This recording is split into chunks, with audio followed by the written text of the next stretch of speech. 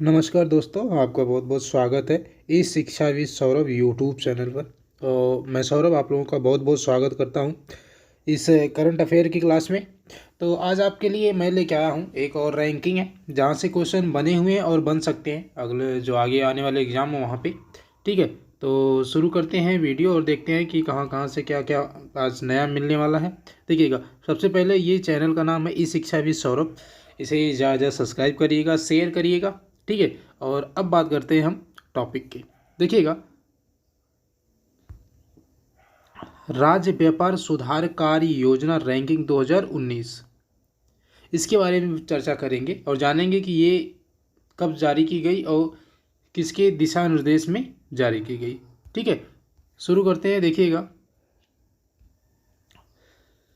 केंद्रीय वित्त और कॉरपोरेशन मामलों की मंत्री, केंद्रीय मतलब हमारी जो हैं वो वित्त मंत्री, और साथ में कॉरपोरेशन मामलों की मंत्री जो हैं वो हैं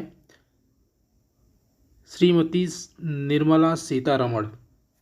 ठीक है, इन्होंने 5 सितंबर 2020 को कारोबारी सुगमता के आधार पर राज्यों की रैंकिंग का जो चौथा संस्करण है उसे जारी किया।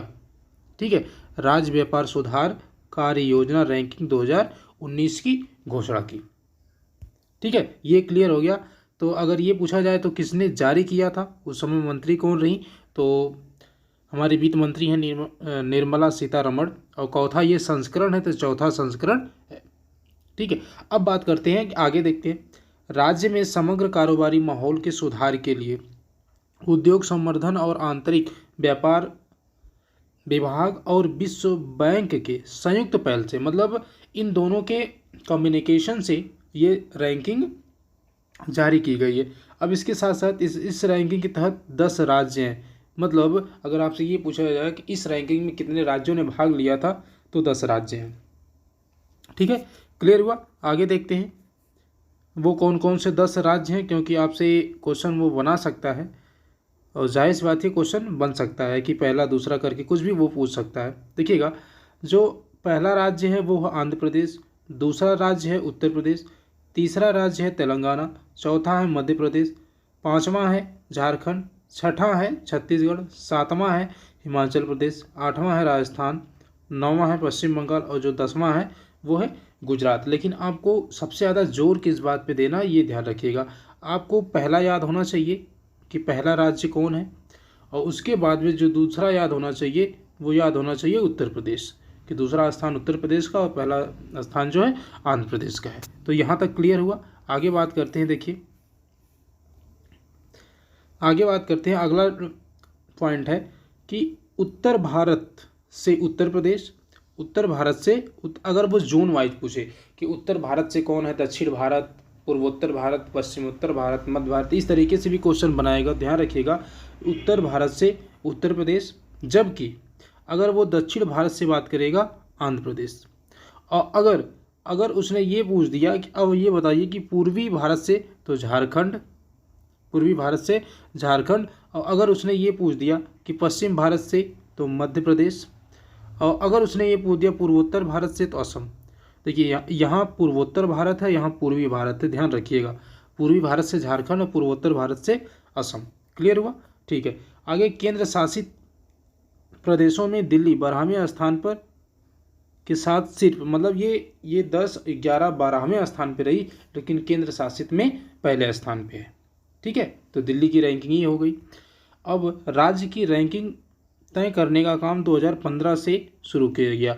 मतलब अगर ये बात की जाए 2015 से शुरू करने का मतलब है कि ये जो राज्य व्यापार सुधार कार्य योजना रैंकिंग जो जारी की जाती है वो 2015 से जारी की जाती है।